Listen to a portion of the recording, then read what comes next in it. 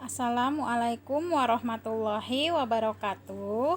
Nah, abang kakak kelas 6 Bilal bin Robah semuanya kembali lagi belajar tematik bersama Miss Karmila hari ini di hari Rabu tanggal 7 Oktober 2020.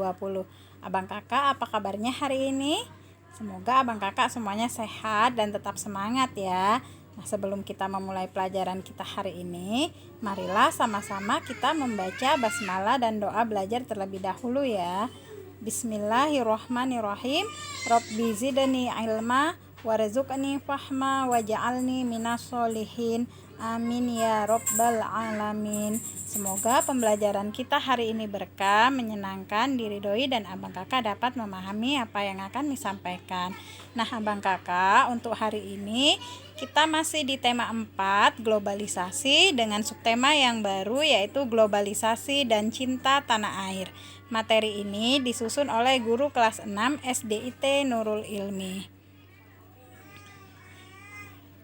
Nah, abang kakak, tujuan pembelajaran kita hari ini adalah yang pertama, dengan membaca, siswa mampu menulis informasi penting dari teks eksplanasi yang dibaca dalam bentuk tulisan dan visual dengan kalimat efektif dan kosakata baku dengan sistematis. Yang kedua, dengan mencari dan mengolah informasi, siswa mampu menyajikan informasi tentang peran Indonesia dalam berbagai bentuk kerjasama di bidang iptek dalam lingkup ASEAN dengan mandiri.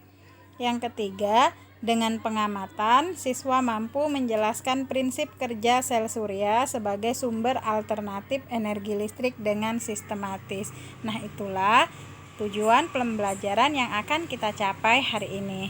Nah, kita awali dengan materi bahasa Indonesia.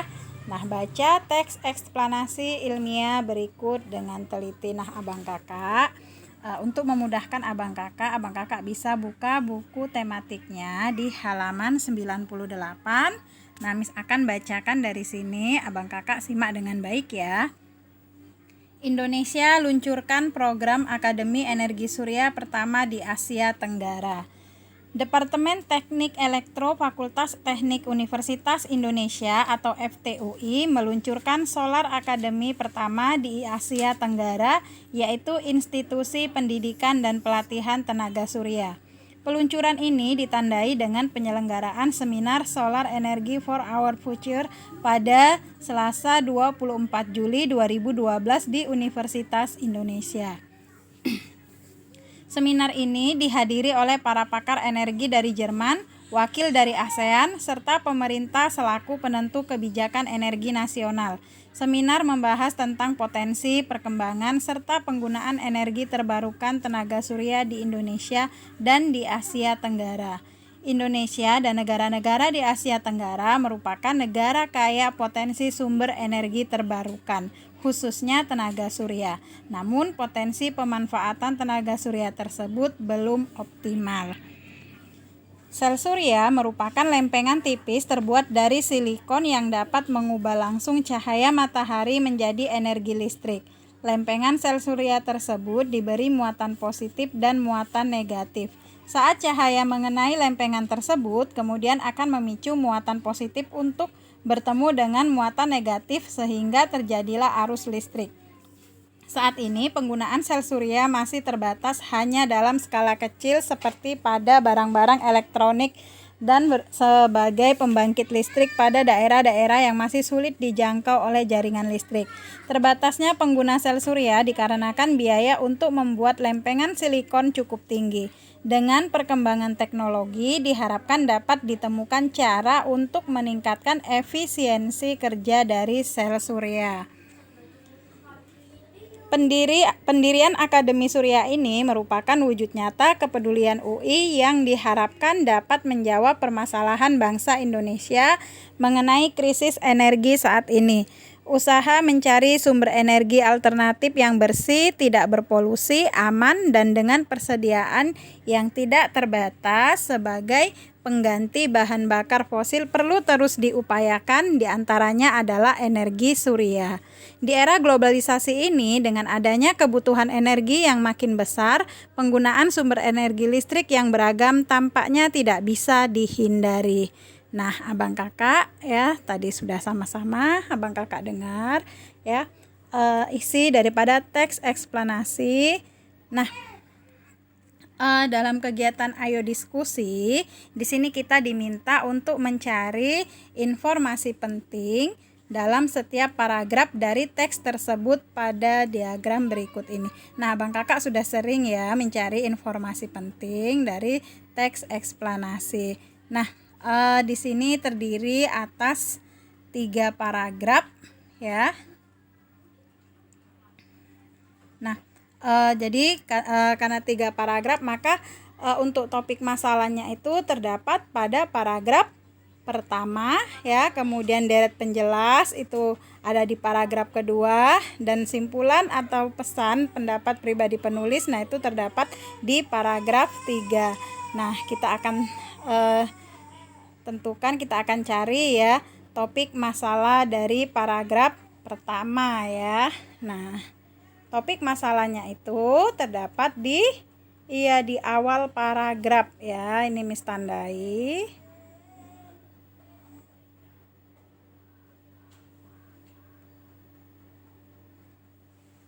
Nah, yaitu Departemen Teknik Elektro Fakultas Teknik Universitas Indonesia atau FTUI meluncurkan Solar Academy pertama di Asia Tenggara, yaitu institusi pendidikan dan pelatihan tenaga surya. Nah, itulah topik masalah ya pada teks eksplanasi tersebut. Nah, kemudian deret penjelasnya.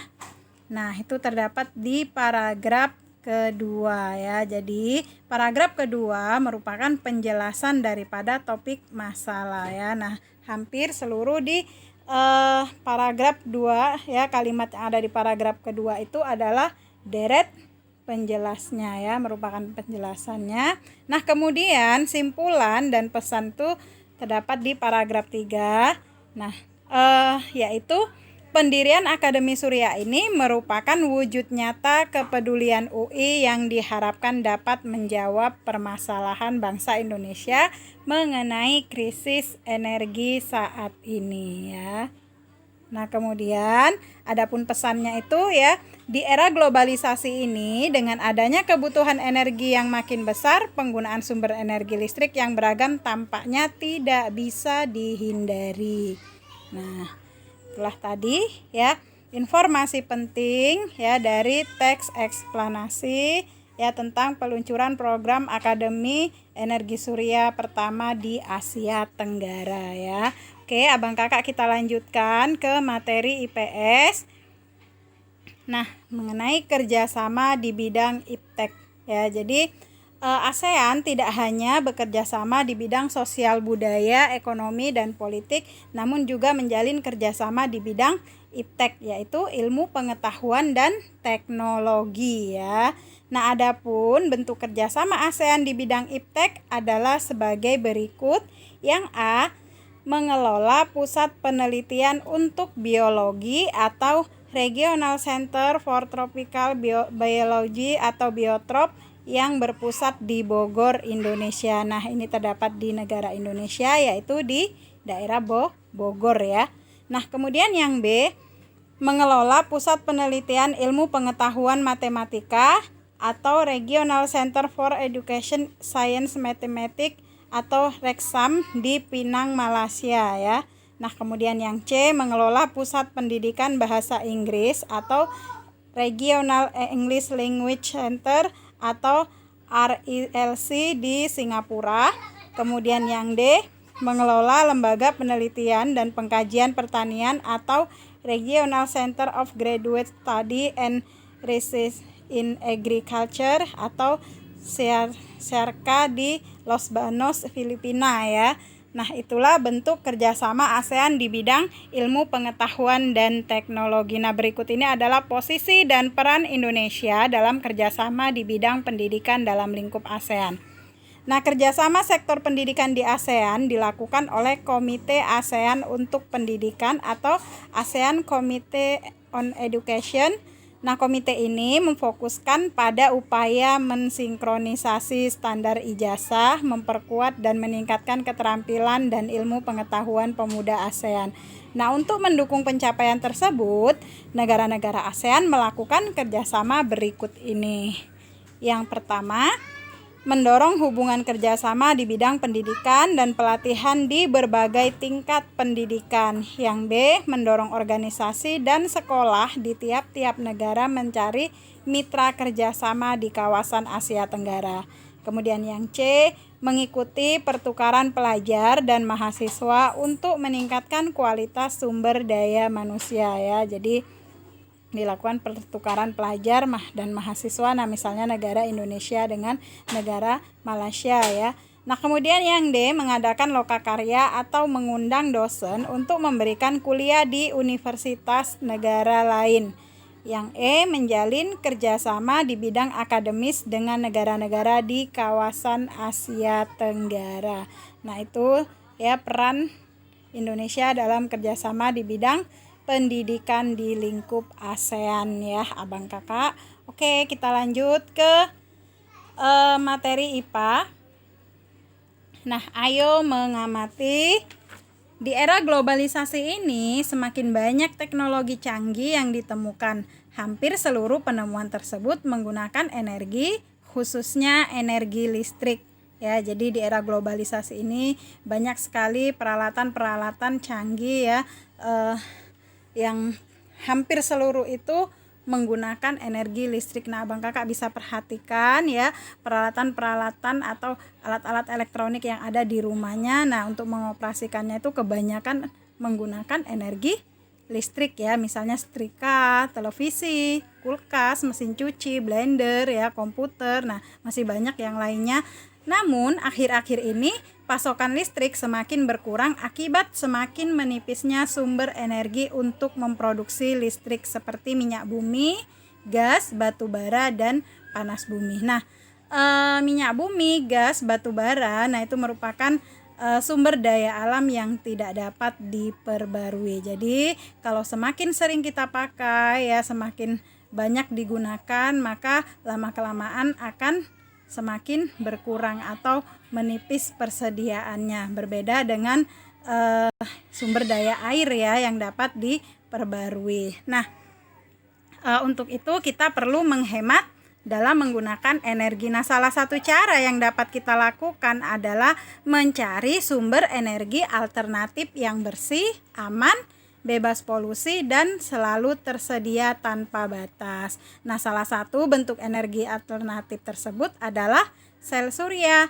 Nah, kamu telah membaca sedikit informasi tentang prinsip dasar dari cara kerja sel surya. Nah, tadi kita sudah baca ya, kita dapatkan informasi tentang prinsip dasar cara kerja sel surya tersebut ya di teks eksplanasinya. Nah, abang kakak perhatikan pada gambar yang terdapat di slide ini. Nah, di sini ada sebuah rumah ya, di mana peralatan-peralatan di rumah tersebut ya, ini ada lampu, kemudian ada televisi, ada mesin cuci, ada kulkas ya. Nah, itu menggunakan energi listrik. Nah, di sini energi listrik yang dihasilkan di sini berasal dari ini ya, energi alternatif ya, yang yaitu dari energi alternatif sel surya ya, atau panel surya. Nah, ini dia ya, dimana panel surya ini tadi ya terdiri terbuat dari lempengan ya, yang dia bermuatan positif ya, silikon yang bermuatan positif dan muatan negatif. Nah, ketika cahaya matahari ya, untuk ini yang akan menghasilkan energi listrik ya, yang ini bersifat searah ya, bersifat searah. Nah, kemudian di inverter inilah, nah ini yang akan merubah arus searah tadi menjadi arus bolak-balik ya. Jadi arus DC dirubah menjadi arus AC. Nah, setelah dirubah menjadi arus bolak-balik, barulah energi listrik ini dapat digunakan ya, abang kakak. Nah, sekarang latihan untuk abang kakak di rumah, tuliskan proses kerja sel surya. Ya, jadi abang kakak diminta untuk menuliskan proses kerja sel surya. Nah, abang kakak, Miss harapkan abang kakak menuliskannya secara runtut ya, secara terperinci. Nah, Abang Kakak bisa melihat referensi dari buku atau dari internet ya. Nah, hari ini kita tadi sudah mempelajarin ya, mencari informasi penting dari teks eksplanasi, kemudian bentuk kerjasama ASEAN di bidang ilmu pengetahuan dan teknologi, kemudian prinsip kerja sel surya atau panel surya. Nah, Miss ingatkan dikerjakan latihannya di rumah, tetap semangat belajarnya ya. Terima kasih Abang Kakak sudah menonton video ini dari awal hingga akhir. Nah, kita tutup pembelajaran kita hari ini dengan lafaz hamdalah, alhamdulillahirabbil alamin. Kita ketemu lagi di materi berikutnya. Assalamualaikum warahmatullahi wabarakatuh.